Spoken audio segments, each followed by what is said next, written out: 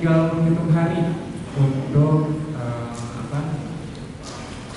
menghadapi yang namanya bulan Ramadan, bulan yang penuh dengan ampunan, penuh dengan pahala, penuh dengan keberkahan. Pastinya harus kita hadapi dengan cerdas, harus kita siapkan dengan cerdas. Bagaimana cara cerdasnya? Insya Allah nanti akan disampaikan oleh Ustaz Agus sendiri yang sudah ada pada kesempatan hari ini, insya Allah. Juga pastinya hikmah-hikmah menyambut Ramadan bagaimana seperti itu. Walaupun kalau saya lihat di sini ya pesertanya sedikit ya, kalau dari hari kemarin perasaan semakin sedikit semakin sedikit. Nah, tapi tidak ada rasa kecewa di sini karena apa? Karena yang sedikit itu biasanya istimewa. Orang-orang yang biasanya kalau kita lihat gitu ya, orang yang bertanding bola biasanya yang sedikit itu yang istimewa gitu. Jadi dibandingkan penonton yang lebih banyak, yang istimewa yang mana? Yang sedikit, yang cuma ada 11 orang dengan dengan kehebatannya gitu kan. Sekarang di sini terlihat sedikit, tapi insya Allah orang-orang di sinilah yang dengan yang ikhlas dicatat Allah Salawat serta salam tidak lupa tercurah kepada Nabi kita Nabi Muhammad Sallallahu Alaihi Wasallam, kepada keluarganya, kepada sahabatnya dan kepada kita semua. Yang akan keberkahan bagi kita, mari kita buka dengan basmalah. Ya langsung saja mungkin kita panggilkan pembicara yang luar biasa pada kesempatan ini, Ustaz Agus Suryana dengan takbir. Takbir. Silakan.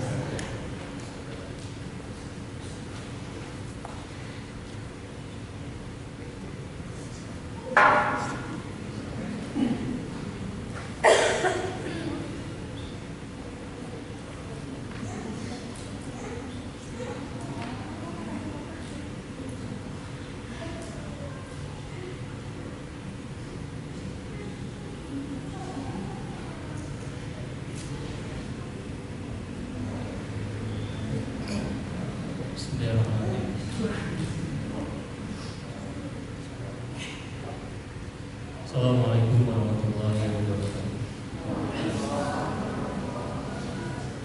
Alhamdulillahilladzi hadana hada wa ma kunna linahtadiya lawla an hadana Allah. Asyhadu an la ilaha illallah wahdahu la syarika lahu wa asyhadu anna Muhammadan abduhu wa rasuluh. Rabbi ishrah li sadri wa yassir li amri wahlul 'uqdatam min lisani yafqahu qawli. Rabbi zidni ilman warzuqni Allah Ta'ala di kitabihul karim. A'udzu billahi minasyaitonir rajim. Kuntum khairu ummatin ukhrijat lin-nas ta'muruna bil ma'ruf wa tanhauna 'anil munkar wa tu'minuna billah.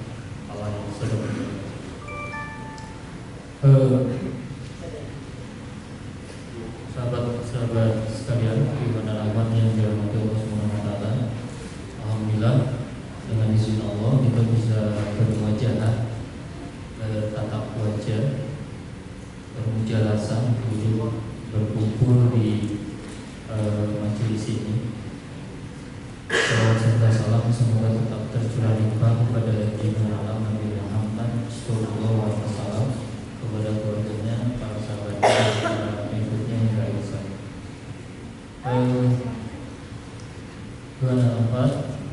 Saya langsung saja ini karena waktu ini atau kita akan mencoba fokuskan ke tema kita hari ini, cara cerdas siapkan Ramadan.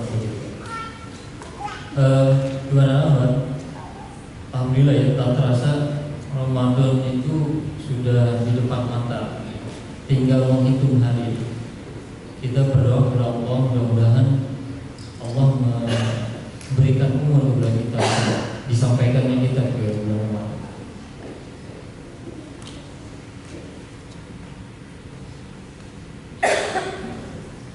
Nah, pertanyaannya ini, sudahkah ada jejak perubahan dalam diri kita? Ya. Setiap kali kita melewati Ramadan dan bertemu Ramadan kembali, melewati Ramadan bertemu lagi, seterusnya. Apa yang dimaksud jejak perubahan itu? Jadi ini saya sering mengulang mengulang filosofi perubahan diri. Jadi kan kalau kata M.H. Ibnu Najib, perubahan seorang ketika selepas dirinya menjalani ibadah puasa itu ibarat perubahannya itu seperti puasanya ulat dan ular. Yang nama tahu ya, ulat ya, ilut gitu ya. Itu dibenci oleh banyak orang ya. Jadi apa reaksi kita kalau kita melihat ulat? Reaksinya gimana? Senang melihat ulat? Enggak, di depan mata ada ulat ya. Pasti jijik ya. Geluh kalau ijit geluh, nyewa. Enggak ada, meskipun ulatnya kesayangan kita warnanya, misalnya warna pink gitu. Lucu.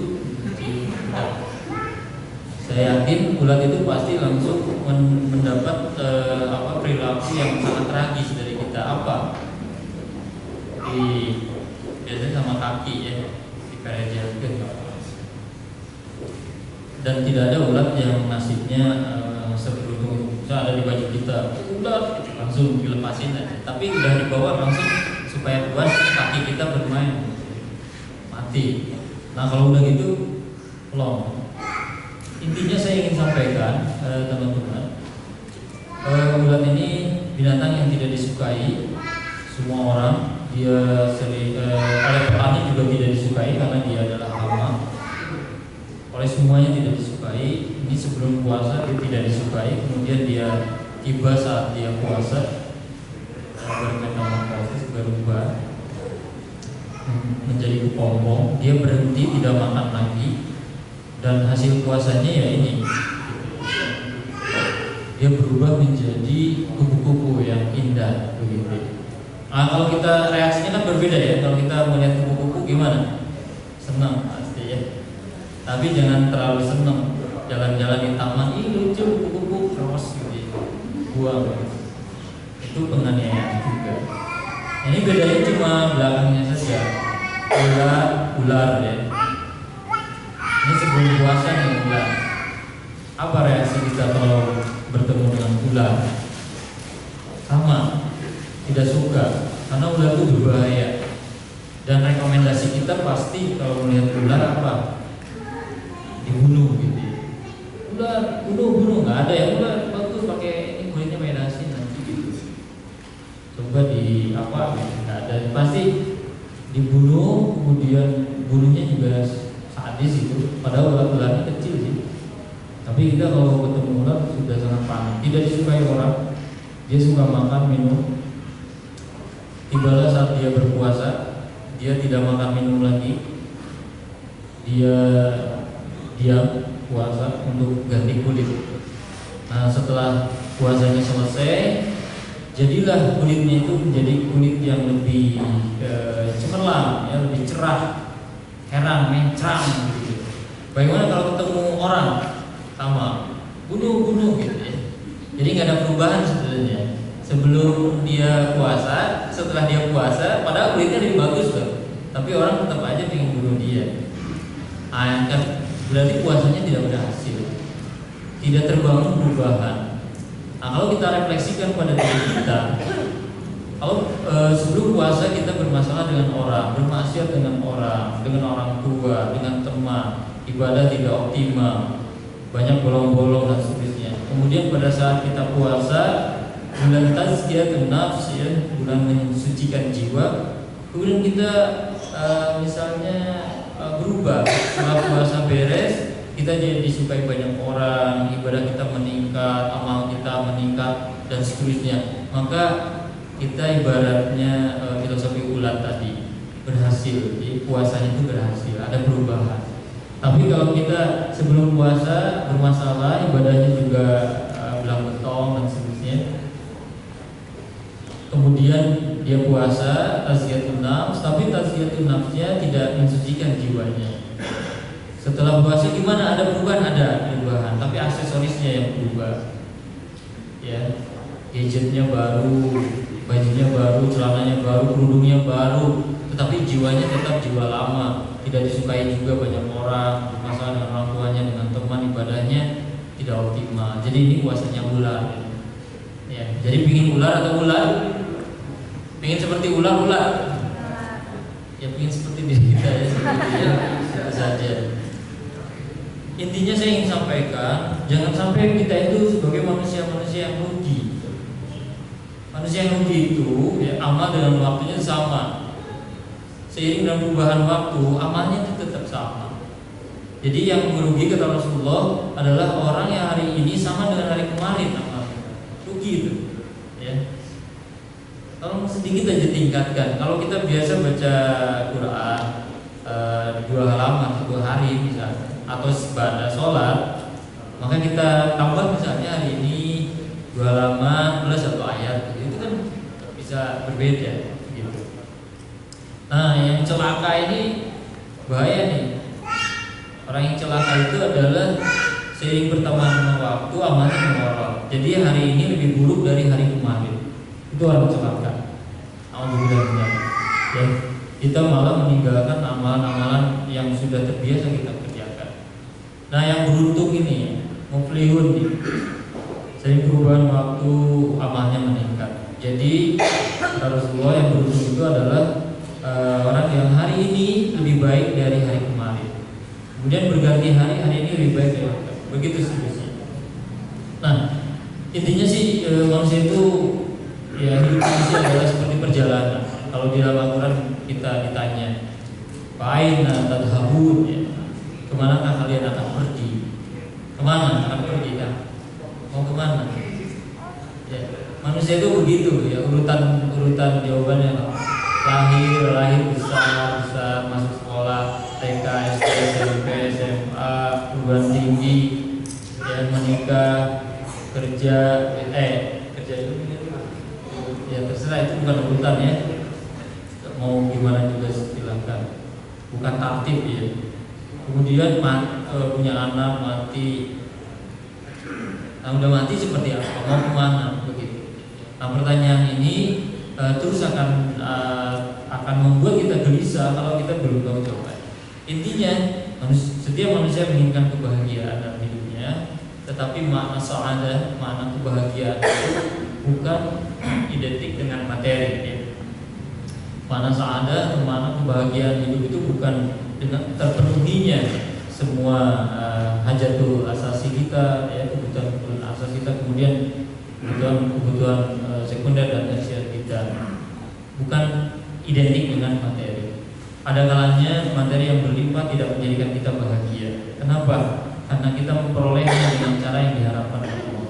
Ada kalanya hari-hari yang kita lalui juga tidak membuat kita bahagia. Kenapa? Hampa gitu. Karena tidak ada ibadah yang kemudian signifikan mengubah diri kita. Oleh karena itu langsung kita fokus ya, sekarang apa saja cara cerdas itu gitu ya.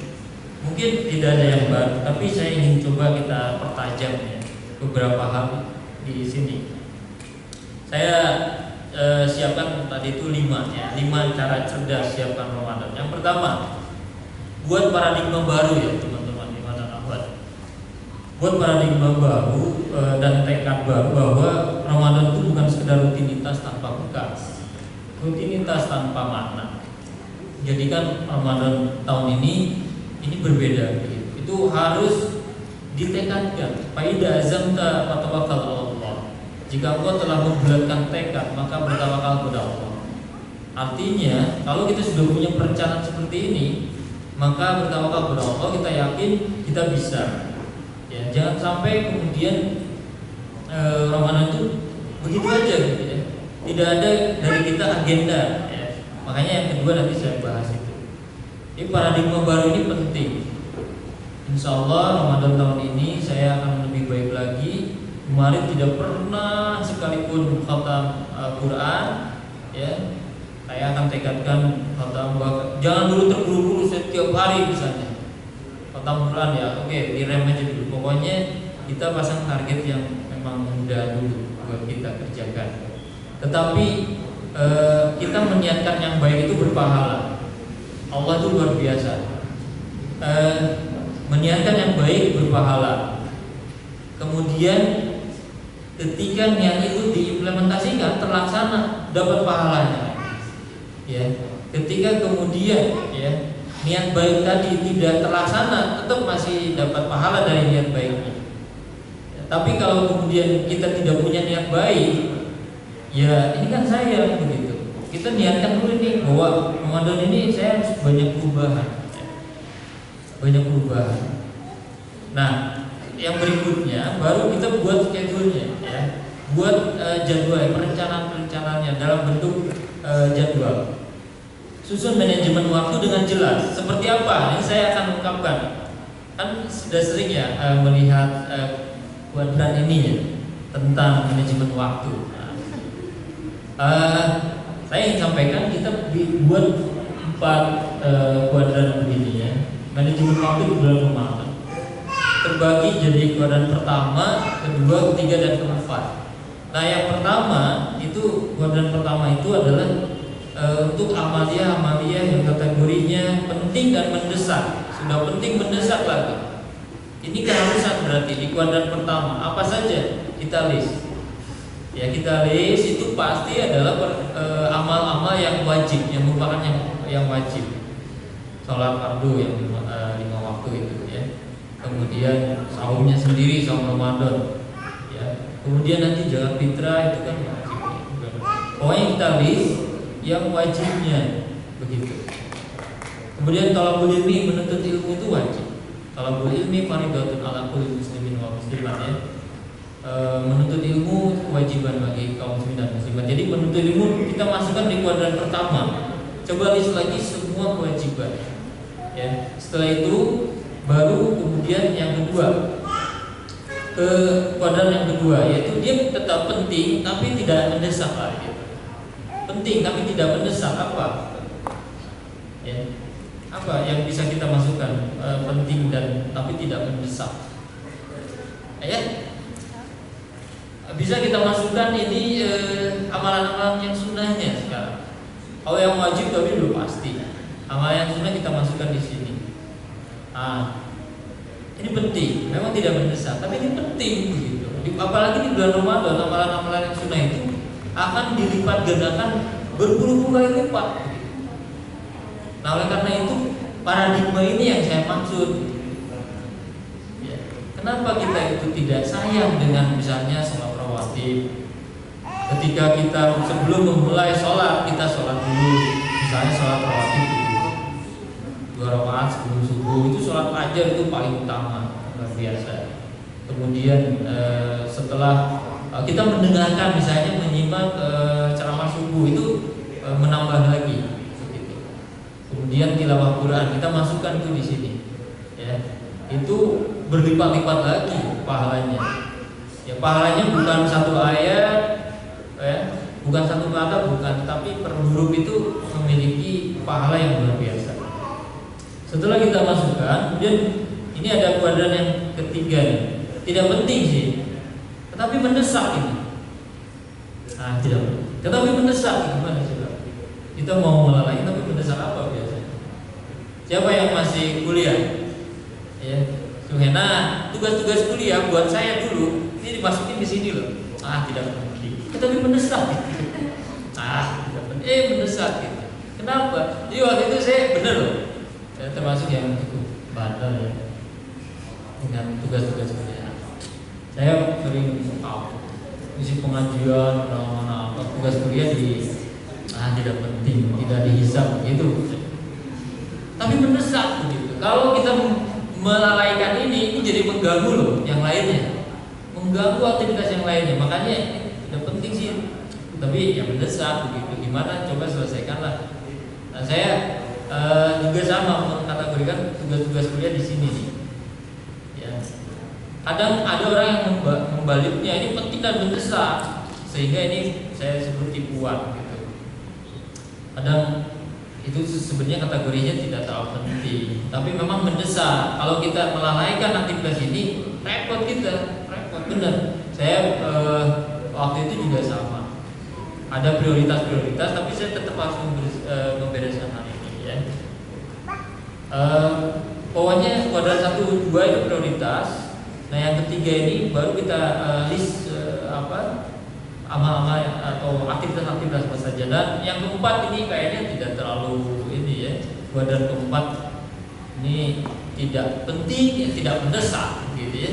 Nonton TV gitu.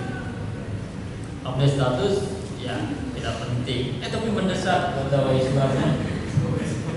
Mendesak gitu ya, untuk di-share ke follower. Jadi tidak penting, tidak mendesak ya. Tadi itu santai-santai nonton TV ya, gogoleran gitu ya. Jadi gak ada gimana sih teman-teman, coba list di kuadran yang keempat. Nah, bagaimana skala prioritasnya, memanajemennya? Intinya, prinsipnya hidup kita itu akan selalu sama ya waktunya. Setiap kita itu punya waktu sama 24 jam sehari. Tidak kurang, tidak lebih. Orang sukses punya waktu 24 jam. Orang yang gagal juga 24 jam sih sebenarnya. Gak ada orang sukses 28 jam, misalnya kita ada tambahan 4 jam. Tetap saja. Nah ini persoalan manajemen saja. Jika kita menambah aktivitas yang tidak penting, maka aktivitas penting pasti akan semakin sedikit. Begitu. Akhirnya akan terus tergerus nih, aktivitas-aktivitas penting itu, karena kita isi dengan yang tidak penting tadi. Berlama-lama di depan gadget, di depan laptop hanya untuk melihat media sosial dan seterusnya, atau kemudian hanya tiduran, mendengarkan musik gak karuan. Itu sayang sekali di bulan Ramadan. Sayang benar. Upayakan agar hari-hari kita terisi oleh aktivitas yang penting dan mendesak terlebih dahulu. Prioritas kedua baru penting dan tidak mendesak. Nah setelahnya baru kalau masih ada waktu silakan lakukan yang kuadran 3, 4. Jadi pastikan menambah hal penting dalam hidup kita. Membiarkan kita menganggur akan menjadikan hidup kita makin tidak penting. Ya. Nah ini 2, grow and survive. Ya. Gunakan waktu kita hanya untuk 2 hal saja, yaitu grow and survive. Jadi kalau grow itu berarti kita melakukan aktivitas-aktivitas, hal-hal yang terus meningkatkan integritas kita, ya, dan kapasitas kita, meningkatkan amal kita, termasuk belajar dan beramal tadi. Nah, kalau survive ini berarti ini yang memang tidak bisa ditinggalkan. Makanya yang tadi penting dan mendesak katanya menyangkut hajat uluhiyah, ya, penting dan mendesak begitu. Misalnya mohon maaf mau buang air gitu, biarin aja. Ya ini nggak bisa gitu, ini penting dan mendesak misalnya. Misalnya kita sahur, maka ada sahabat Rasulullah, dia meniatkan diri untuk puasa terus gitu. Setelah maghrib, sahabatnya tidak mau berbuka. Pokoknya dia ingin menganggap, ya, berasumsi bahwa semakin dia tetap bertahan dengan puasanya, semakin hebat tingkat ruhaninya, kan begitu. Tetapi kemudian Rasulullah menegurnya, aku ini puasa tapi aku juga buka. Jadi Rasulullah mengingatkan bahwa ada aspek-aspek kemanusiaan, insaniah, dan kita memiliki hajat uluhiyah, kebutuhan-kebutuhan fisik yang harus dipenuhi. Kalau tidak manusia akan binasa. Nah, oleh karena itu juga sama, ya, kita perlu lakukan untuk hal-hal yang kita keberlangsungan hidup kita, yaitu survive, misalnya makan, istirahat secukupnya, mencari nafkah dan sebagainya. Nah, di luar hal itu, maka kita, ya, kalau kita mengisinya berarti kita mengisi dipastikan dengan aktivitas-aktivitas yang kurang penting atau bahkan tidak penting. Mengelola waktu intinya teman-teman abad sama dengan mengelola kehidupan. Karena waktu adalah bukti bahwa hidup kita pernah ada, kita pernah menjalani kehidupan. Kalau kita coba simulasikan dengan gambar ini, seandainya hidup dengan waktu yang kita jalani itu seperti air, dan ikan itu awalnya ya dia bisa hidup dengan leluasa, airnya terus berkurang sampai habis. Demikian juga dengan kehidupan kita. Kalau kita coba simak aktivitas dominan kita, misalnya sekolah, kuliah, kerja, misalnya itu 8 jam. Kemudian tidur kita 8 jam plus tidur siang 2 jam, 7 jam. Terus di angkot, di bus, di mana tidur lagi itu sejam, terus 4 kan, berarti 10 jam plus 4 jam, ya, atau setengah jam. Itu ngeri ya. Orang Yahudi tidurnya 3 jam contoh Rasulullah. Orang Islam tidurnya 8 jam plus tidur siang. Hasilnya apa? Yahudi menguasai orang Islam. Itu mereka berarti tidak tidur hanya untuk bagaimana menghancurkan kita. Kita tidur untuk menikmati kehancuran mereka. Ya, aktivitas penghancuran mereka begitu. Belajar katakanlah di luar sekolah kuliah gitu 3 jam, bermain-main ya, main karet atau apa 2 jam, lain-lain 1 jam ya, total di jumlah jam deh 24 jam. Nah, coba kita manajemen nih yang 24. Optimalkan, pertama teman-teman, optimalkan aktivitas khairiyah, aktivitas mengandung kebaikan di tempat-tempat yang memakan waktu banyak. Di mana tadi? Sekolah, kampus, tempat kerja tadi, juga di tempat tinggal kita ya. Optimalkan. Jadi ketika memang kuliah banyak jedanya, kita bisa sebelum kuliah kita bisa sholat duha misalnya di pagi hari. Setelah itu tilawah beberapa lembah.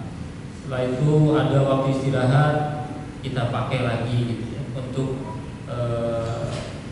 meningkatkan lagi amalia kita. Meminimalisir waktu tidur gitu ya. Jadi diupayakan kita berpayah-payahan untuk mempertahankan diri supaya terjaga dalam ibadah. Gak apa-apa kita gak kuat sampai tidur, bangun lagi, ibadah lagi. Inilah yang seperti dilakukan oleh sahabat Rasulullah ya. Bagaimana mempertahankan diri untuk tetap terjaga dalam ketaatan ya. Niatkan bahwa setiap gerak dan langkah adalah ibadah. Jadi kalau kita ibadah hanya sholat saja, rugi kita. Untuk tidur aja 8 jam ya. Itu berapa tahun? Kalau kita katakanlah waktu usia hidup orang Indonesia sekitar 60 tahun, maka itu kurang sekali. Tidur saja udah berapa tahun ya. Kemudian makan misalnya, istirahat, bermain dan seterusnya. Kita sholat katakanlah ibadah itu hanya sholat saja begitu. Yang 5 waktu. Satu waktunya 5 menit, 5 kali 5, 25 menit ibadah dalam satu hari. Kita hanya menganggapnya itu ibadah itu saja. Maka itu sangat rugi ya. Dengan usia 60 tahun cuma berapa?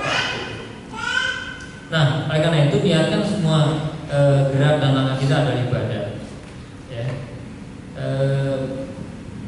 Kita dari mulai keluar masuk WC sampai kemudian melakukan aktivitas-aktivitas rutin kita, bangun tidur lagi ya, maksudnya itu harus diniatkan ibadah. Sebelum tidur kita biasakan dawam wudu ya, misalnya menjaga wudu ya, kita wudu dulu, baca doa, kemudian kita tidur, maka Allah akan melindungi kita sampai fajar tiba. Itu biasakan itu. Kemudian melangkah kaki ke toilet, ke WC, yang kiri keluar kanan, itu coba itu semuanya diniatkan ibadah. Berangkat, kita pamit ke orang tua yang sudah nikah, ke anak istri, itu berpahala. Kemudian kita niatkan juga bekerja itu ibadah ya, kuliah menuntut ilmu juga mardotillah, ridwanullah, mengharap ridho Allah. Kita tidak boleh main-main di sana dan seterusnya. Jadi dari A sampai Z itu adalah ibadah. Meminimalisir waktu bermain ya, distribusikan waktu pada hal yang lebih bermanfaat saja. Nah, optimalisasi ibadahnya seperti ini. Jangan melakukan tulul amal. Tulul amal itu menunda-nunda amal. Ya, panjang angan-angan Imam Ghazali menyebutnya. Jadi merasa esok lusa itu masih hidup gitu. Ayo kita ikut kajian di Robani. Kan itu ada tiap minggu, nantilah minggu depan. Nah, ini adalah orang yang al-kibru ya, orang sombong seperti ini. Ini tulul amal, merasa esok lusa masih hidup gitu. Apakah Jumat depan kita masih hidup? Sembarangan, nggak ada ya. Nggak bisa, demi Allah ya. Saya mau tanya sekarang ya, adakah yang menjamin dari Yohana Rawa, dari teman-teman semua, bahwa 1 menit ke depan pasti kita masih hidup? Ada ya yang menjamin? Saya pasti lah. Ada? Itu nggak ada kalau ada. Berani sekali ya seperti itu. Nggak ada. Nah, nggak boleh panjang angan-angan. Kalau ada kebaikan itu, yang kedua bersegera melakukan amal soleh, seolah-olah akan mati esok. Gitu. Ini akan kualitasnya lebih luar biasa. Siapa yang mungkin mengalami sholatnya seperti patas AC ya? Di patas AC, bawakan seperti itu lepas. Ini luar biasa. Kenapa? Karena kita tidak menganggap amal ibadah itu penting. Kita tidak menganggap ini sesuatu yang penting. Satu. Yang kedua, kita menganggap bahwa nanti ada ibadah-ibadah yang lain yang bisa kita kerjakan. Padahal kalau kemudian kita tahu bahwa atau kita asumsikan bahwa ini adalah amal saya yang terakhir, itu yang membuat akhirnya kualitas ibadah kita berbeda. Kita mau asal-asalan misalnya sholat tadi, mau cepat-cepat, ya Allah, seandainya ini itu sholat saya yang terakhir, masa saya mempersembahkan amal terakhir di hadapan Allah, amal yang buruk gitu, amal yang jelek, yang kualitasnya di bawah gitu. Kalau nggak jadi gitu, kita akhirnya kusuk gitu ya. Kita akan persembahkan seolah-olah ini amal terakhir. Kalau memang ini yang terakhir, kita akan persembahkan sebagai amal yang terbaik insyaallah. Begitu. Ya. Mau sedekah ya. Biasa cari yang paling kecil ya, udah kecil nominalnya, yang robek atau yang kecil and dekil gitu ya. Kalau mau infak gitu. Kita ingat gitu. Kalau ini adalah amal terakhir, masa kita mempersembahkan saya pun persembahkan misalnya, padahal ada di dalamnya ada saingan. Nah, kita ingat bahwa kita ingin mempersembahkan amal kita yang terbaik. Akhirnya kita akan memberikan yang terbaik. Insyaallah.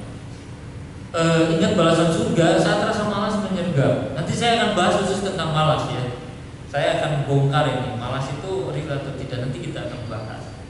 Ini kebiasaannya Umar bin Khattab. Ingat bahasan neraka saat godaan melakukan maksiat di depan mata. Jadi Umar itu kalau sedang futur, ya kan kata Rasulullah, al-iman yajidu wa yanqus. Iman itu kadang naik, kadang turun. Yajidu bi ta'ah wa yanqus bil ma'siyah. Naik itu karena kita taat, turun itu karena maksiat, gitu aja.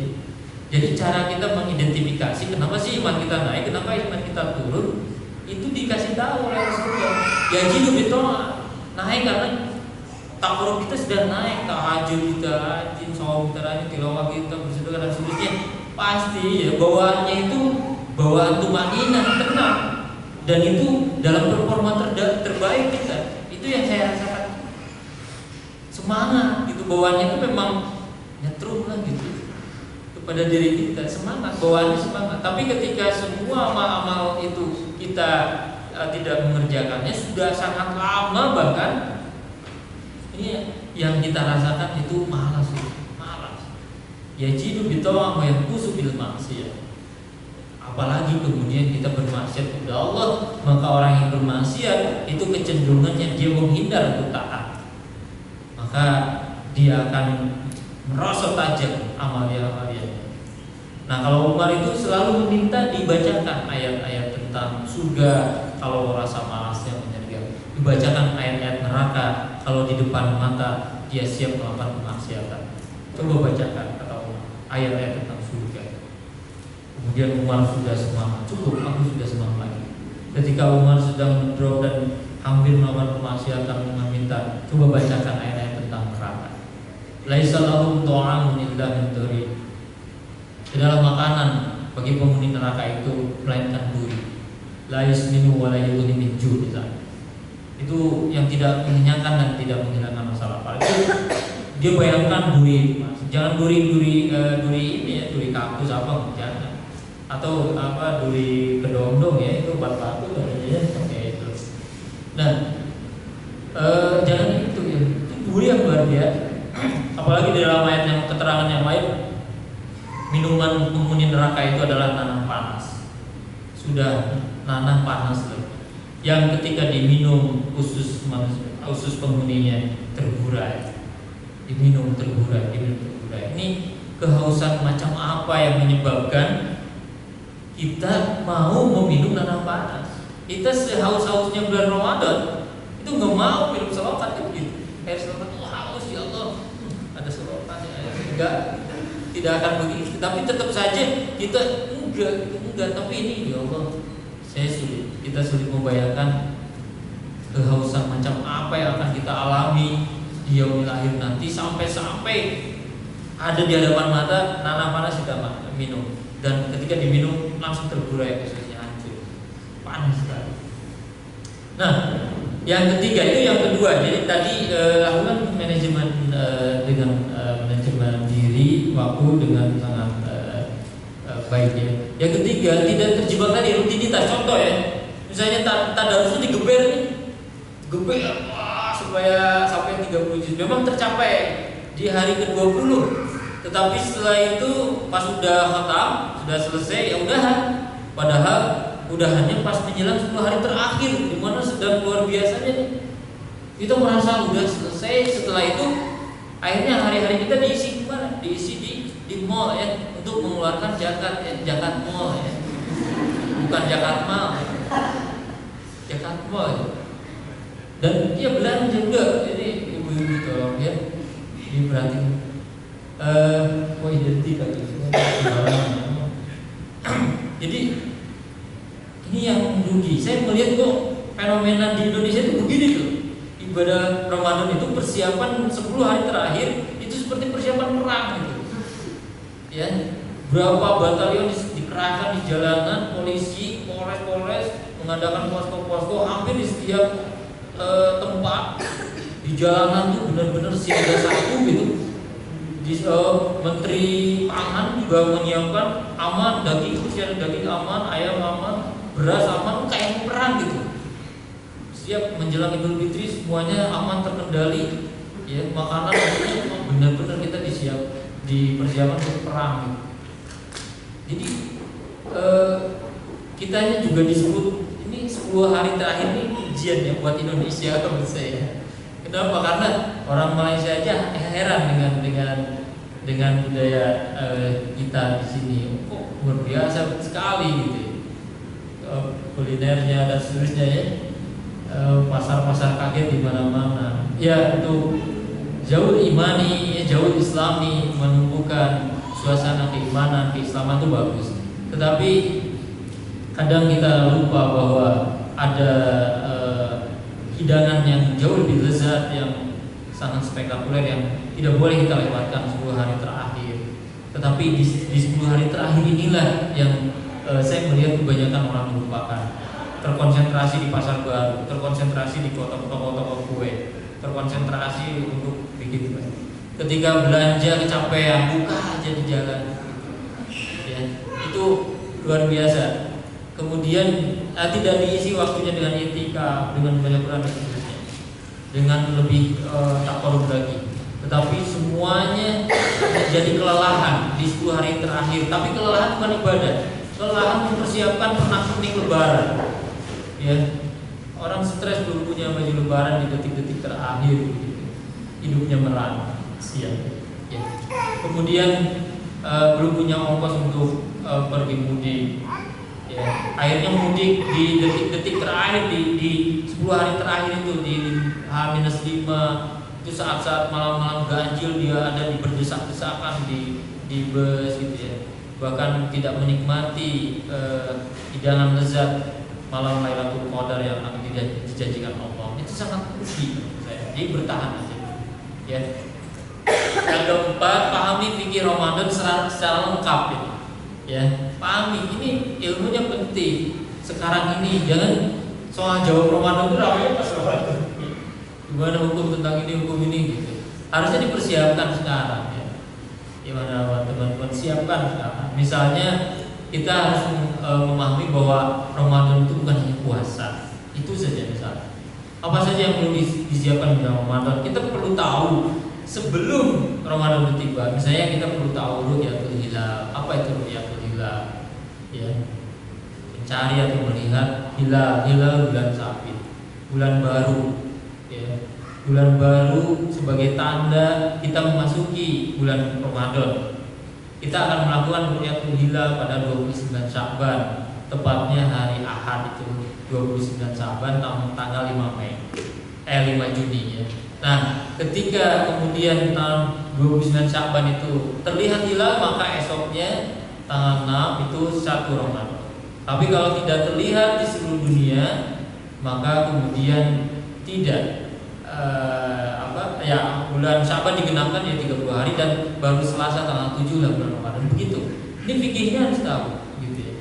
Jangan kemudian kita tidak tahu ilmunya. Ada yang seperti ini aja berbahaya kalau kita tidak tahu ilmunya. Berbeda atau salah menentukan 1 Ramadan itu akan berdampak banyak hal. Satu, kita bisa berpuasa di hari yang salah, haram berarti, atau berbuka di hari yang salah. Kalau mulai berbeda, harusnya misalnya di ujungnya itu sudah 1 Syawal, kita masih menganggap ini masih tanggal 30 Ramadan misalnya, menganggap karena tidak terlihat digenapkan. Padahal sahur di 1 Syawal itu haram. Itu bisa puasa di hari yang salah. Yang kedua, ini terkait dengan pembayaran zakat fitrah, bisa keliru ini. Kita menganggap bahwa ini zakat fitrah, ternyata kita membayarkannya sesudah sholat Id ya, karena Ramadannya sudah 1 Syawalnya sudah berlangsung sehari sebelumnya. Kita mengotot ini adalah zakat fitrah gitu, padahal sedekah biasa. Itu kefatalan yang kedua. Yang ketiga, di beberapa riwayat mutabar disebutkan bahwa malam Lailatul Qadar itu turun di malam-malam ganjil. Nah, kita menganggap ini malam ganjil, ternyata malam genap gitu ya. Karena berbeda tadi dan seterusnya. Jadi ini jangan diremehkan. Kemudian kita juga mempelajari pentingnya sahur itu disunahkan. Bahkan ada keberkahan di balik sahur itu kata Rasulullah. Jadi sahur itu jangan disepelekan, ya. Kemudian harus tepat timingnya nih. Yang disunahkan sahur itu mendekati adzan, yang mendekati waktu fajar. Waktu fajar kita baru sahur di sana. Jangan jam 2 udah sahur ya. Ya cepat laparnya nanti gitu. Atau kita tidur lagi. Ya benar-benar nanti kita kepayahan. Nanti misalnya adzan 4:30 ya, misalnya jam 4.30 ya, 15 menit lah sebelumnya ya, 4:15 gitu, atau jam 4 gitu boleh 4 kita bisa sahur. Kita juga perlu mendalami tentang tarawih dan qiyamul lail yang lain. Tarawih salah satu qiyamul lail. Qiyamul lail itu ada witir, ada tarawih, ada tahajud. Witir tidak dilakukan langsung setelah sholat isya. Kemudian tahajud kita lakukan setelah tidur. Kemudian tarawih kita lakukan setelah sholat isya di bulan Ramadan khusus. Jadi sebenarnya semuanya qiyamul lail. Kita bisa melakukan tarawih, kemudian kita tidur, kita bisa melakukan tahajud juga. Begitu, dan berlipat-lipat lagi pahalanya. Saum sendiri itu sudah jelas. Intinya saum itu menahan, bukan menahan sekedar lapar dahaga saja, tetapi syahwat juga, pandangan, pembicaraan dan sebagainya. Qiraatul Al-Quran ya, kita membaca Al-Quran, bikin target. Ya mohon yang belum punya target, tolong targetkan minimal 1 hari 1 juz. Kalau itu bukan minimal ya, minimal tamat Ramadan ya selesai 30 juz ya, sama ya. Tapi coba maksud saya kita harus memaksakan diri kita punya target ini. Allahumma paksakan diri kita. Ya Allah, paksakan, harus berpayah-payah kalau dalam ibadah itu namanya mujahadah. Nanti saya bahas tentang mujahadah ya. Bersedekah ini pahalanya berlipat, luar biasa ya, berlipat. Kita untuk sedekah atau infak ini persoalan, bukan persoalan berapa yang di dompet kita atau berapa yang di saku kita. Persoalan sedekah atau infak ini adalah persoalan berapa yang kita inginkan. Itu manja bil hasanati falahu asru amsalihah. Siapa yang berbuat kebajikan 1 kali, maka Allah akan lipat gandakan 10 kali lipat. Ini juga yang melatar belakangi acara 10 kali lipat di Antv dulu ya. 10 kali lipat itu acara terkait dengan ada orang yang berbuat baik, misalnya dia ngasih 100.000, maka jadi dapat 1 juta, gitu, 10 kali lipatnya. Ya. Jadi bukan berapa yang ada di dalam dompet kita, tapi berapa yang kita dapatkan.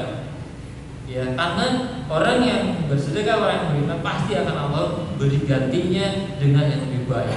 Pasti. Dan tidak ada kasusnya orang yang sedekah, orang yang berinfak itu miskin langsung. Miskin apa mati, ngapa-ngapa, kekurangan makanan dan seterusnya, nggak ada ya, terlalu berlebihan ya. Tidak berbuat lahu walahu, ya, main-main dan melakukan hal yang sia-sia begitu. Jadi ya tadi ya cing rumput ya, karet atau apalah ya, pokoknya yang termasuk lahu walahu itu banyak ya. Saya nggak tahu kebiasaan iman apa teman-teman, tapi yang jelas hentikan, kurangi, tiadakan masih bulan Ramadan ini sayang sekali. Ya, dakwah dan jihad itu kewajiban di luar bulan Ramadan juga wajib. Terlebih lagi dilakukan di bulan Ramadan. Gitu. Maka kita doakan kepada saudara-saudara kita yang langsung menghadapi medan jihad yang sesungguhnya, di Suriah, di Palestina, di Irak, di Afghanistan, di Pakistan dan seterusnya. Mudah-mudahan mereka diberikan kemudahan, kelancaran, dan mereka pasti mati syahid. Ya. Kemudian umroh ini memang kalahnya berlipat ketika dilakukan di bulan Ramadan. Nah, ini lebih penting lagi, dakwah di istiqamah di hayat Islamiyah, dakwah untuk melanjutkan kehidupan Islam.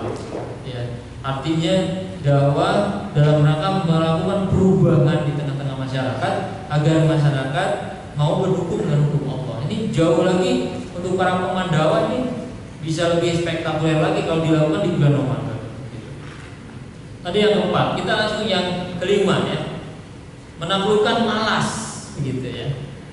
Nah ini saya sering ya malas ya, sering malas. Kita coba bahas ya, malas itu real atau tidak? Real nggak malas itu? Real ya, real. Kalau real, bagaimana wujudnya malas? Bungkelekannya kemana? Mazohirnya seperti apa malas itu? Mazohir malas itu.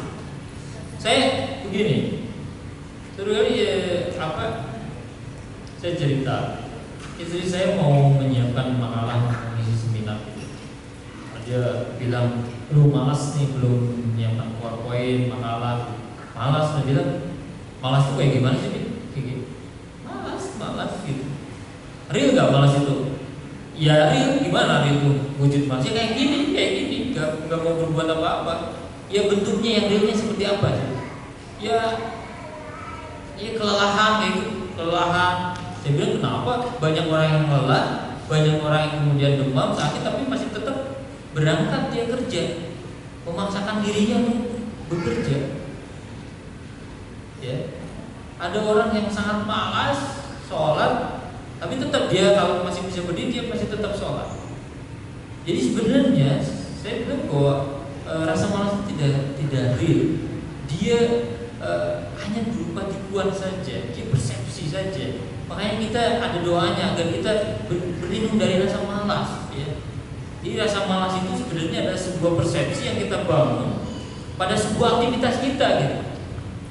Bisa diubah dengan diubahnya pemahaman dan adanya dorongan yang benar.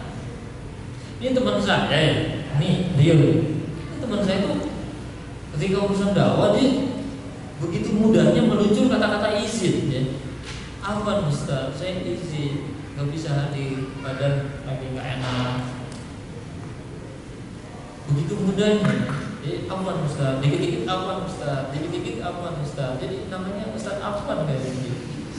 Ini Afwan Ustaz, Afwan, nggak bisa. Afwan Ustaz, bahkan ada yang terus terang kelelahan pulang kerja. Afwan Ustaz, saya nggak kuat, lelah. Bisa saya bilang. Tapi kenapa untuk kerja, oke ya, di malam hari yang bersangkutan izin tidak bisa mengikuti kegiatan dakwah karena tidak enak badan, memang perlu berat dan seterusnya. Tetapi kemudian pagi-pagi saya coba cek telepon temannya di tempat kerjanya, yang satu tempat kerja, si bulan ada kerja. Saya bilang, beliau perasaan sedang sakit. Ya memang kita tadi pakai ini gitu ya, baju hangat kayak gitu. Kok bisa ya, bisa berangkat untuk kerja? Oh berarti ini masalah persepsi yang dibangun. Kenapa orang itu kok malam-malam ya, shift malam jam 10 malam, malas, tapi dia berangkat, hujan besar, ada petir, badan gak enak, tapi dia tetap berangkat bekerja karena dia membangun persepsi atas apa yang akan dilakukannya.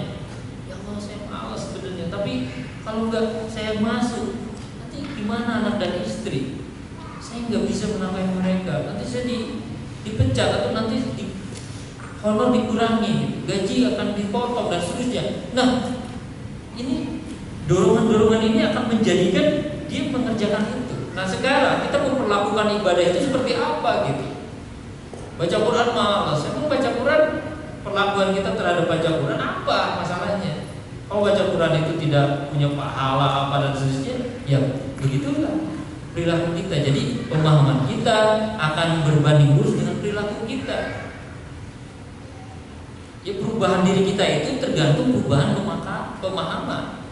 Ya, pemikiran itu akan menghasilkan pemahaman dan pemahaman akan menghasilkan mafahim, akan menghasilkan suluk perbuatan, mempengaruhi perbuatan. Oleh karena itu, mari kita ubah persepsinya. Saya di tempat saya itu ketika hujan sekarang itu paling dinanti-nantikan. Jadi kalau mau mereka mau dakwah, mau kemudian melakukan aktivitas kegiatan-kegiatan Islam di malam hari, kemudian hujan, alhamdulillah ya Allah, saya dulu kan cas gitu ya, alhamdulillah. Loh kenapa? Itu berawal dari saya kaget kan. Saya luar biasa, ini inspiratif buat saya. Awalnya itu ada seorang teman saya ada tugas ya untuk dakwah di satu tempat, ngisi ceramah gitu. Dia udah siap-siap, hujan. Nah temannya itu, aduh, siapa yang mendampinginya? Yang berceramah justru bilang, waduh hujan, yang berceramah. Nah dia hanya mendampingi. Ayo kita berangkat, hujan aja. Alhamdulillah hujan loh. Alhamdulillah. Iya, hujan besar, berarti tantangan kita besar, maka pahala makin besar. Hujan besar itu malaikat langsung berbondong-bondong datang lagi nih bahasa Sundanya. Datang ke kita begini. Ayo, di mana mau pahala siap? Gitu. Udah pada datang nongkrongin, ayo mau berangkat nggak? Ayo, gitu. Malaikat berjubel. Ketika kita putuskan, hujan ya, insya Allah Mustami juga pasti ngerti kan hujan. Dia, wah, pagurisan malaikat pergi semua nggak jadi. Ya, gitu. Padahal itu satu itu. Yang kedua di dalam beberapa hadis keterangan, ketika hujan juga adalah waktu-waktu mustajab, doa-doa kita terkabulkan.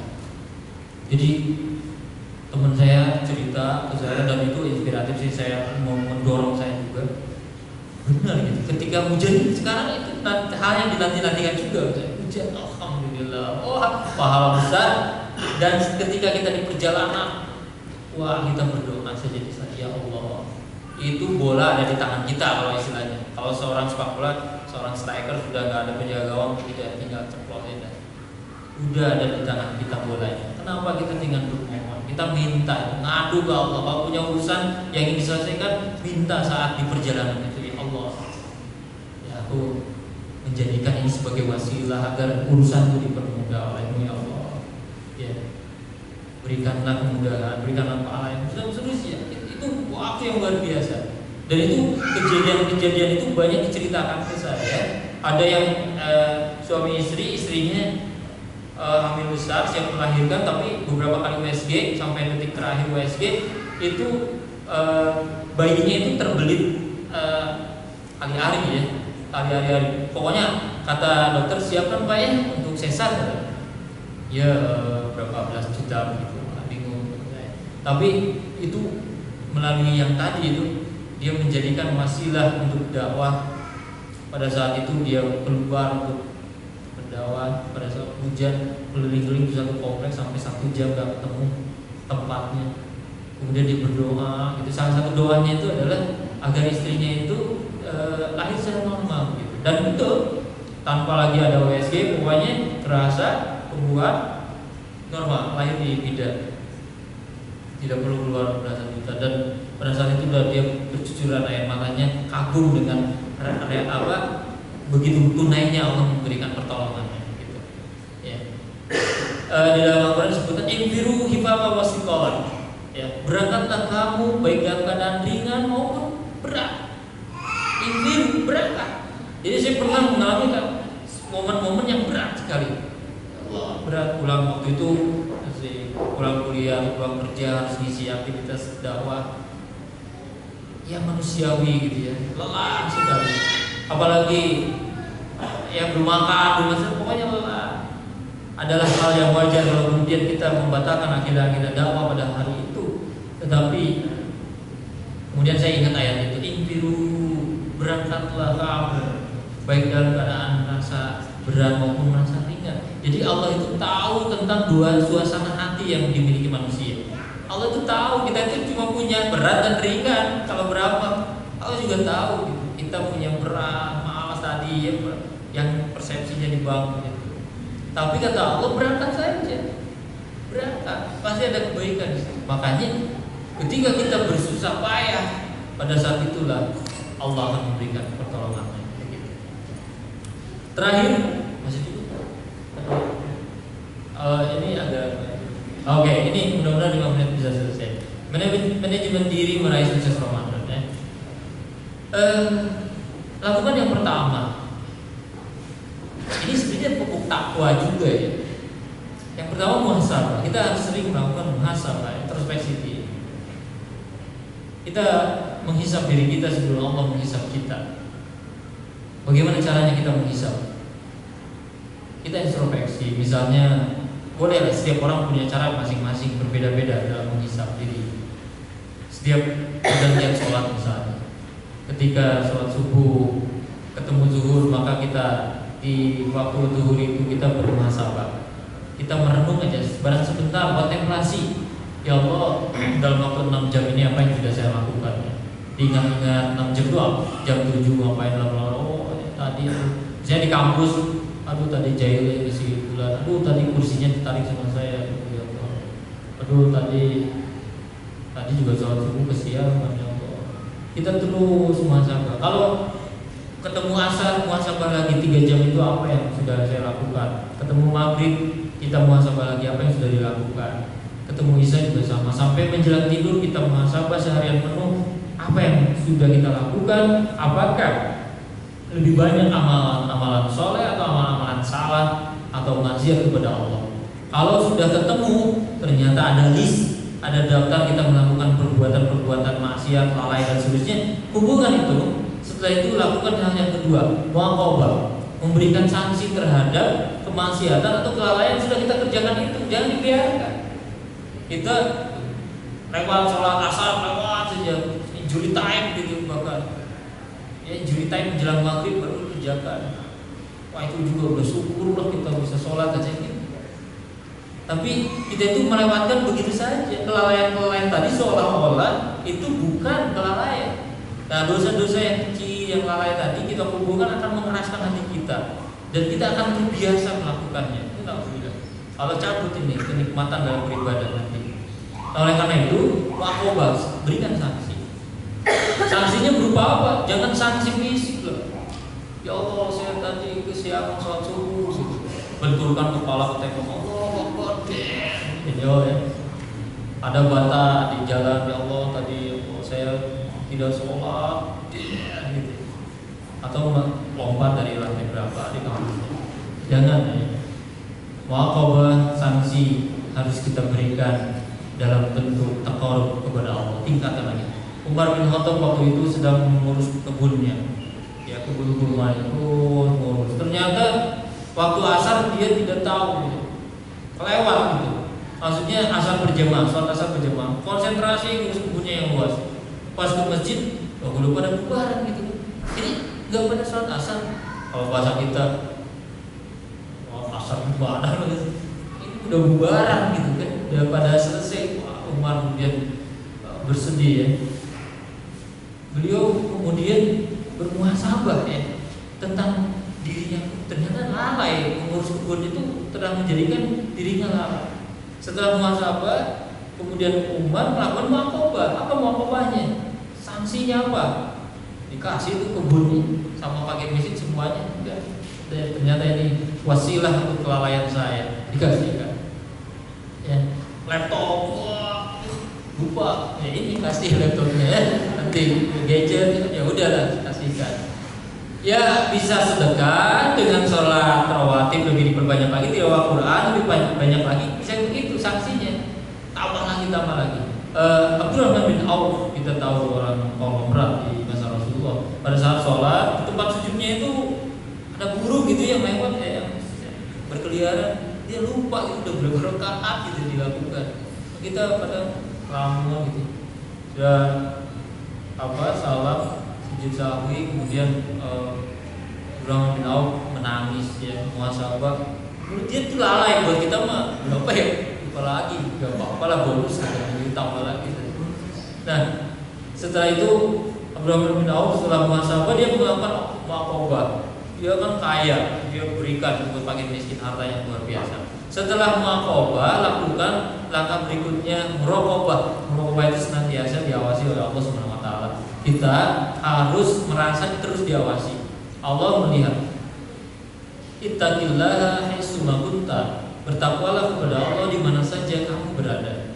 Di pasar, di jalanan, di angkot, di WC, di mana saja, di tempat paling tersembunyi sekalipun. Bertakwalah kepada Allah. Takwa itu salah satunya maknanya adalah al-khauf minal jalil.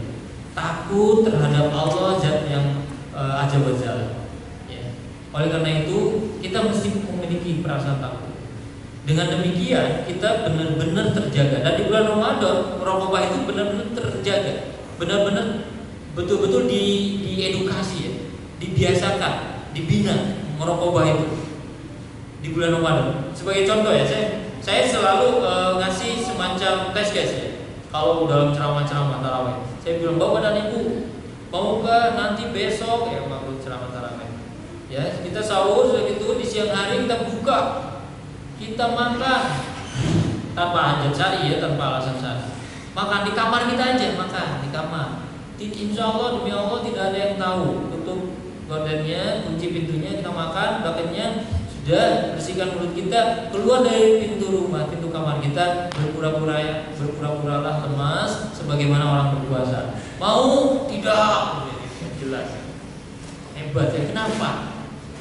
Ya nggak boleh, Allah tahu gitu. Jadi hebat sekali muraqabah ya, merasa diawasi. Tapi sayang sekali itu hanya untuk kasus sahur saja dan di bulan Ramadan saja. Untuk kasus sahur saja, korupsi tetap korupsi. Mana? Aina Allah, di mana Allah gitu. Untuk menipu, culas, ya, memanipulasi, berbohong dan seterusnya, banyak perilaku di luar bulan Ramadan yang tidak muraqabah. Nah, di bulan Ramadan kita dibiasakan ini.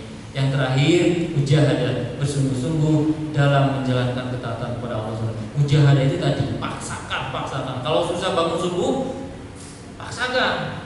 Gimana caranya? Tolong bilang ke teman kosannya atau ke saudaranya, tolong ya bro gitu. Nanti kalau pas ada siram saya sama air 1 ember. Itu aja. Itu namanya mujahadah dia. Kalau dia tidur di tempat yang tinggi, berguling saja tuh, malas berguling, dia jatuh, aduh kan jadi jag-jag ya. Jadi semangat lagi. Cenghar gitu. Kalau kemudian dia malas, bangun saja, berjalan saja, nanti dia kalau kejedut gitu kepalanya, dia jadi semangat lagi. Itu namanya mujahadah. Mujahadah itu bukan nyeritain sesuatu yang mau dikerjakan tapi tidak dikerjakan. Besok pagi saya itu ya Kang Sam ya, hampir mau sholat tahajud gitu. Tapi saya itu tiduran lagi ya, ngapain? Tahajud kan intinya kan gitu. Ya. Allahu a'lam. Mudah-mudahan ini jadi pengantar buat diskusi. Ya, Masya Allah, terima kasih sekali Ustaz Agus yang telah memberikan inspirasi buat kita semua, cara cerdas dalam menyikapi Ramadan. Yang mudah-mudahan Ramadan yang tinggal sekitar 10 hari lagi, sungguh waktu yang bukan pendek ya, bukan lama, tapi sangat sebentar sekali. Nah, tapi sebelum sesi tanya jawab, kami memberikan kesempatan kepada pihak manajemen Royani untuk sedikit waktu untuk menyampaikan sesuatu.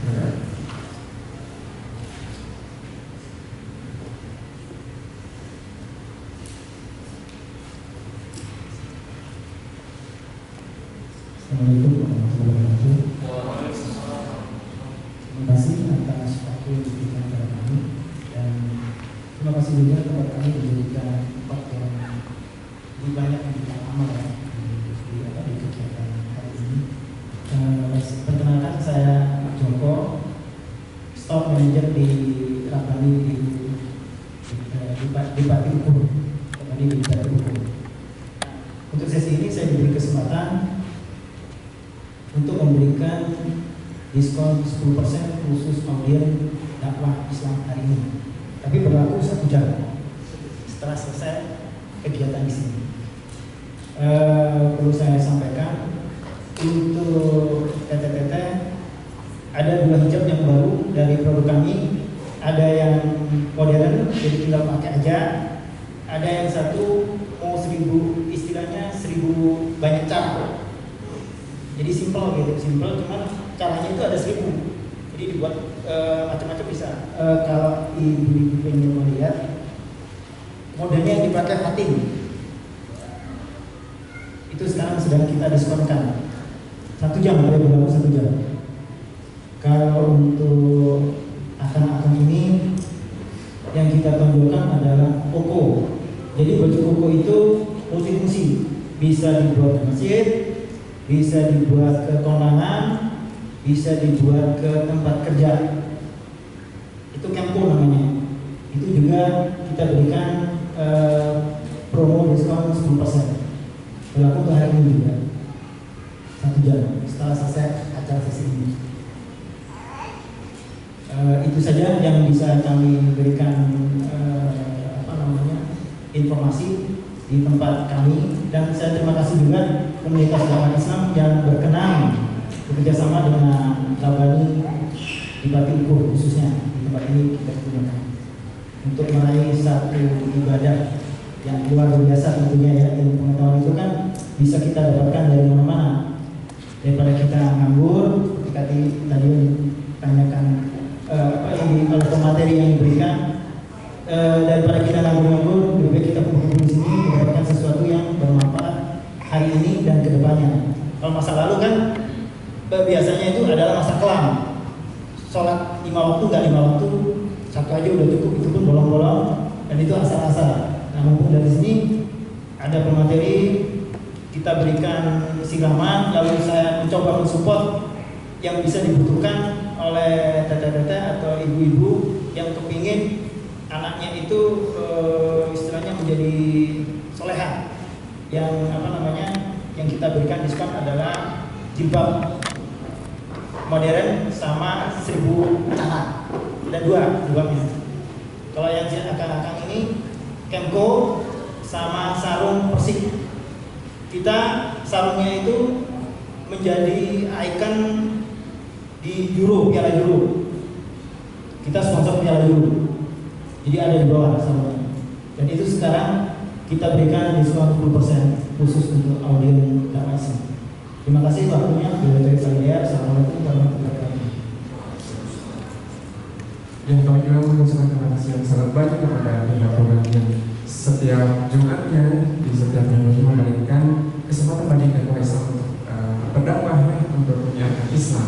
Dan juga selain itu para audiens, para hadirin semua di sini juga selalu mendapatkan hadiahnya, dapat diskon 10%. Jadi untuk nanti baju baru jangan nunggu 10 menit terakhir. 10 menit terakhir digunakan untuk untuk ibadah, untuk benar itikaf di masjid. Jadi sekarang waktu belanja ya, tidak boleh. Nah, kami berikan kesempatan untuk 2 penanya, Iwan 1 dan Iwan 1. Iwan yang baju putih, apa tadi bertanya?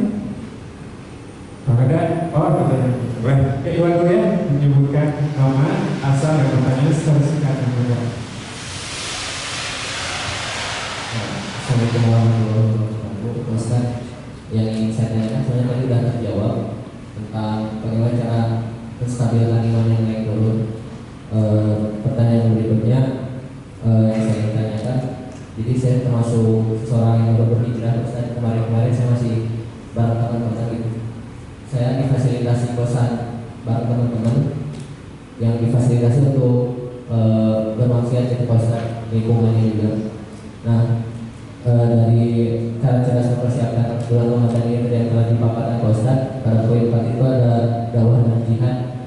Di sini saya berusaha dari beberapa bulan kemarin itu, saya ingin ya setelah saya rasakan jihad ini nyaman itu Pak Ustadz, ibadah khusyuk. Jadi sholat nggak sekedar sholat. Yang ingin saya tanyakan, strategi ini gimana Pak Ustadz buat mengajak teman-teman saya yang satu kosan itu masih yang saya katakan yang masih saya seperti dulu gitu Pak Ustadz. Yang menanggapi ada yang menerima tapi tidak peduli, terus ada yang tidak menerima dan menghina saya gitu. Kata-katanya kalau saya berbuat salah itu misalkan berbuat hilaf, Ustadz masa gini. Jadi kata-kata Ustadz itu bukan Ustadz enak, tapi Ustadz yang pedih lah Ustadz. Kalau dibilang Ustadz amin gitu ya. Terus dari beberapa teman, alhamdulillah ada teman saya yang ikut juga Ustadz, sedikit demi sedikit ikut azan. Saya ajak kan semuanya diajak gitu. Ada satu teman yang ikut sholat ke masjid gitu bareng-bareng. Strateginya gimana Ustadz? Jadi sama ini saya satu kosan itu masih ada gak nerima dengan drastisnya saya ini gitu Ustadz. Makanya kemarin masih maksiat parah lah gitu di kosan itu. Jadi strateginya gimana biar dari secara omongan enak gitu sama teman-teman. Makasih Pak Ustadz. Assalamualaikum warahmatullahi wabarakatuh. Baik, dari Prof. Gadis, dari Anda mau nggak?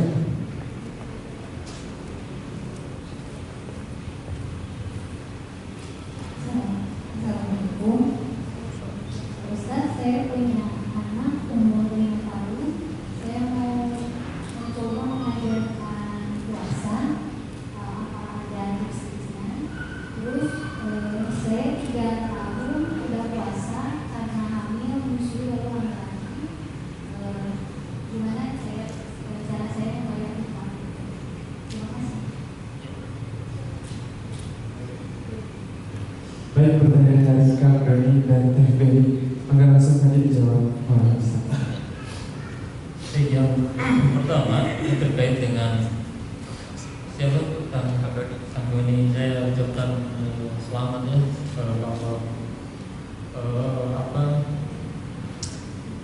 bahwa perubahan itu perlu pengorbanan ya. Jadi yang namanya pengorbanan dengan perjuangan dan perubahan itu sendiri ibarat dua sisi mata uang. Jadi kalau kita mau berubah ya harus berkorban. Kalau kita ingin nggak mau berkorban, perubahan itu biasanya nggak akan kunjung datang.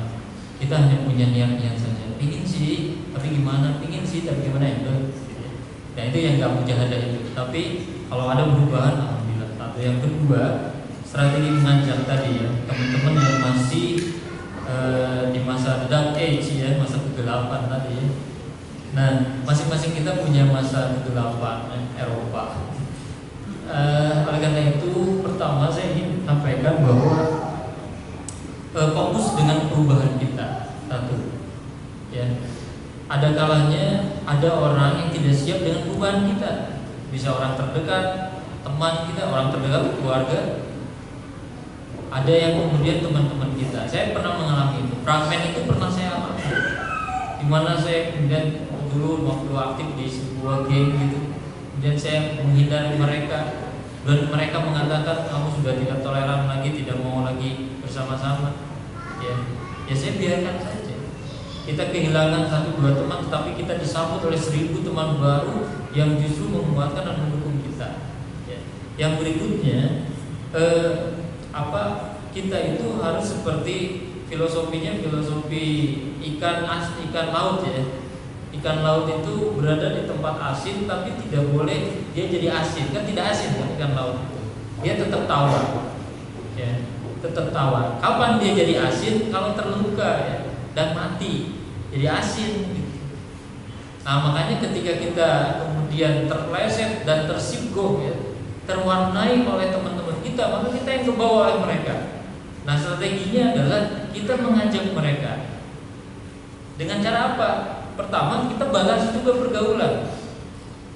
Saya takut dibilang intoleransi atau tidak toleransi dan mereka tidak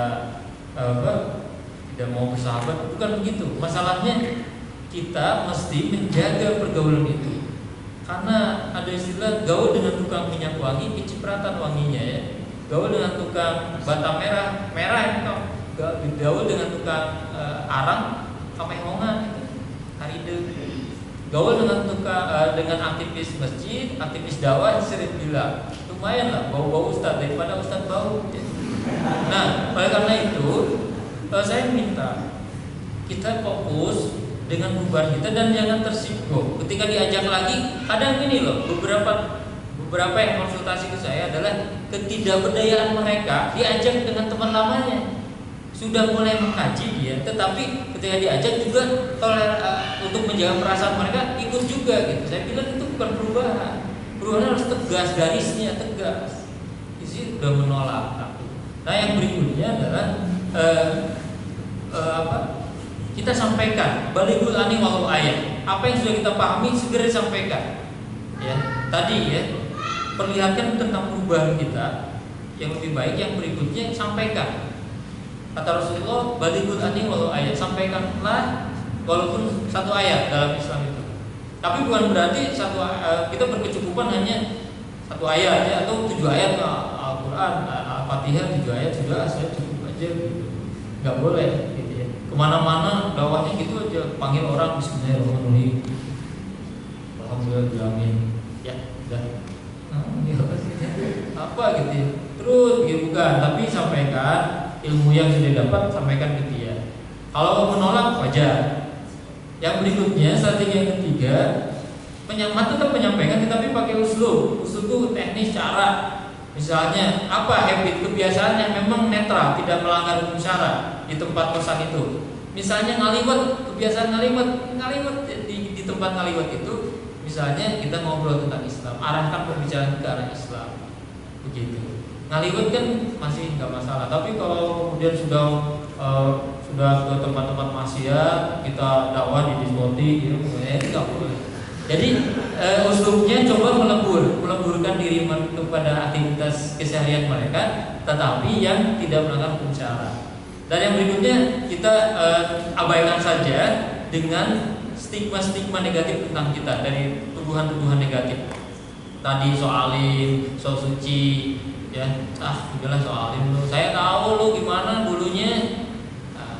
Ya, dulu dengan sekarang berbeda. Apakah saya tidak berhak melakukan perubahan dari kita gitu. Kalau dibilang soalin ya dibalas saja gitu ya. Biarin saja daripada kamu sok maksiat gitu.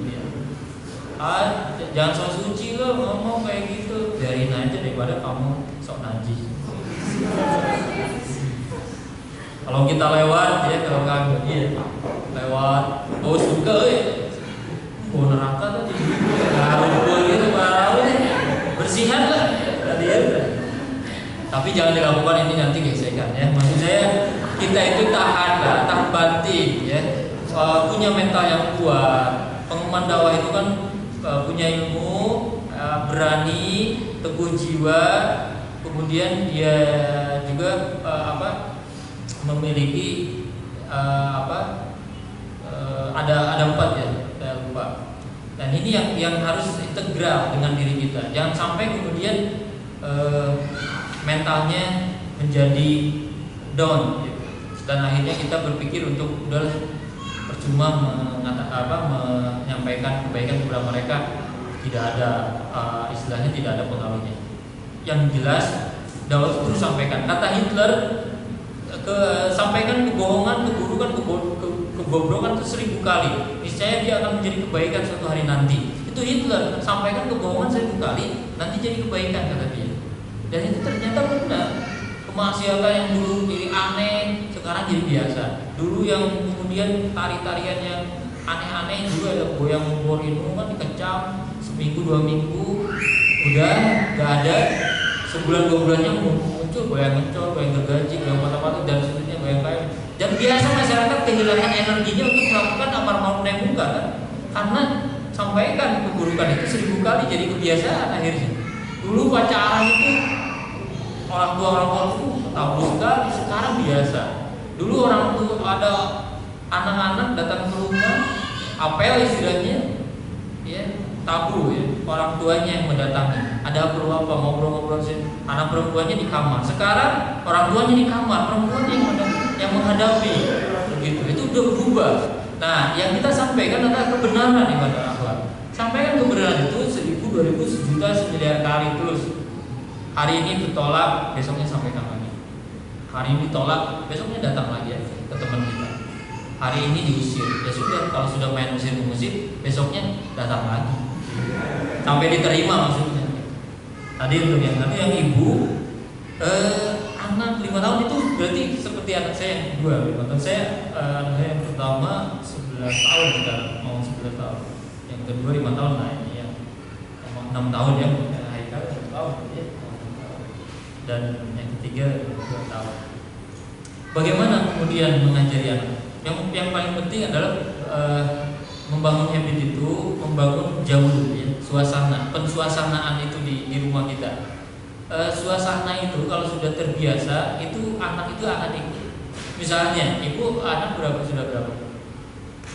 Berdua, saya suami, terus ibu, anak yang paling besar, kemudian saung gitu ya, semuanya.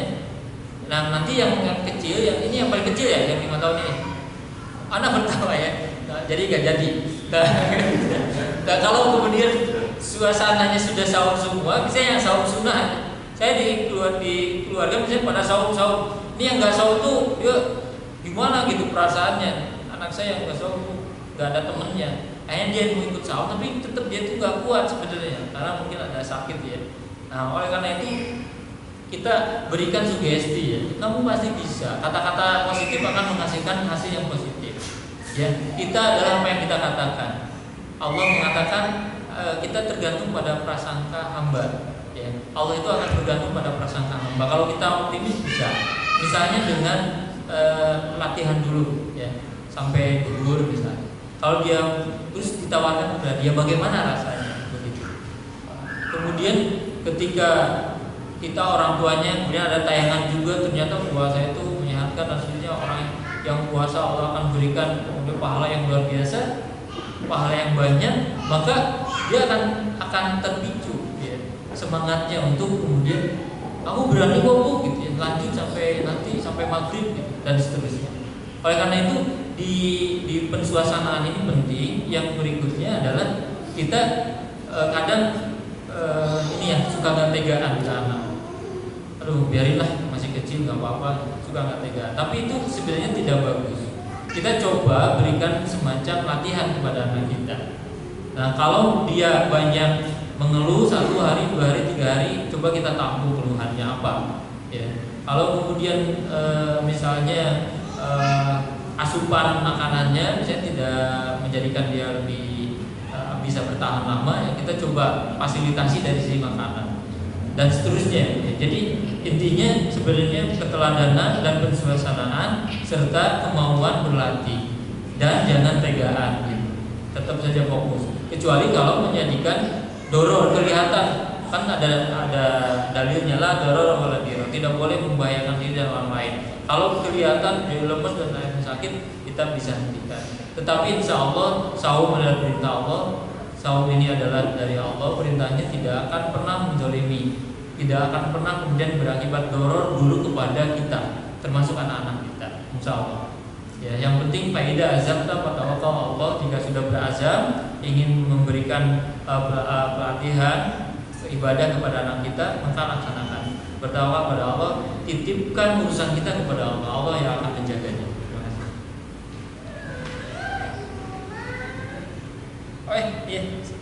Oh iya, ibu tadi ya, mengganti puasa tadi ya.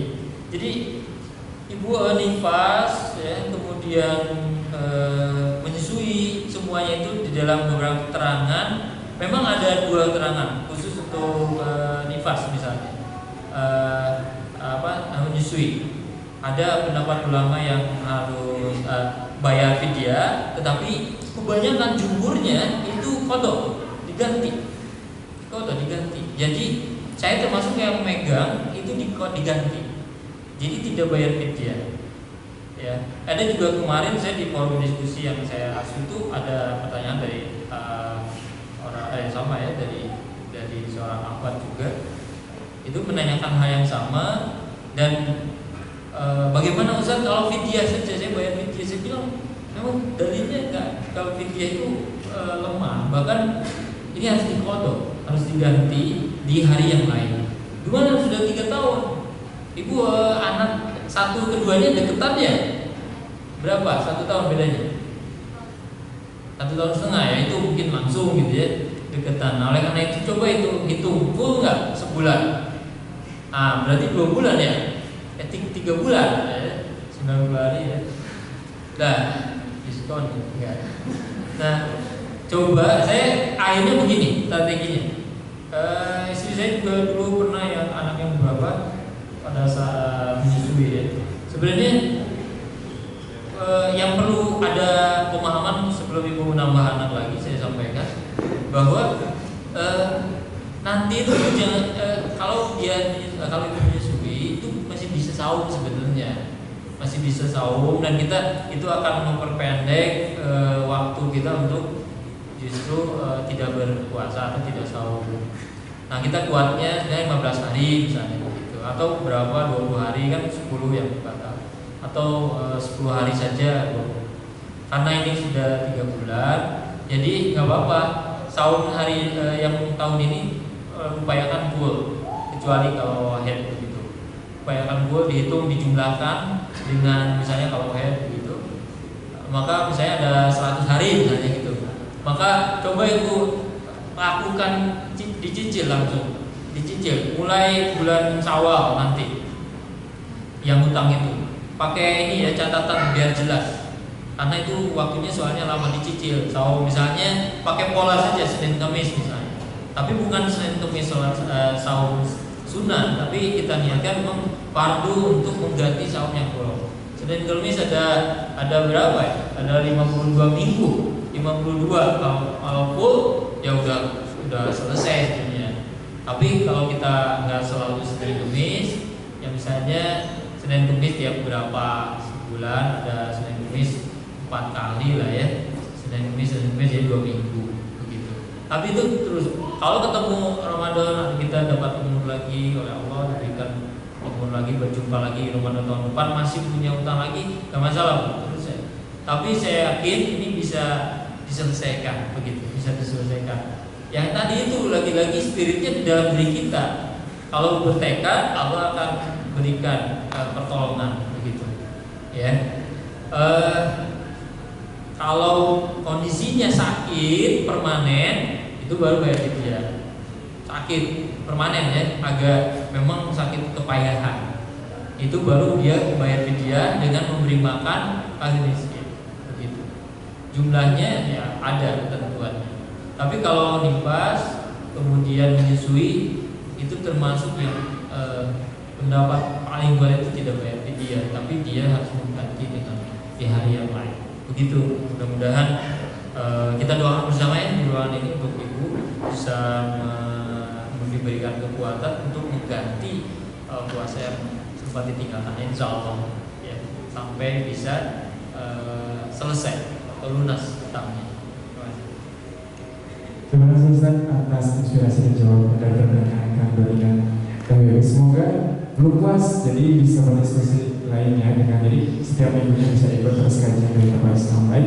Terima kasih kepada Ustaz Agus yang telah memberikan inspirasi sangat biasa tentang cara cerdas menjalankan Ramadan yang ternyata sebentar lagi.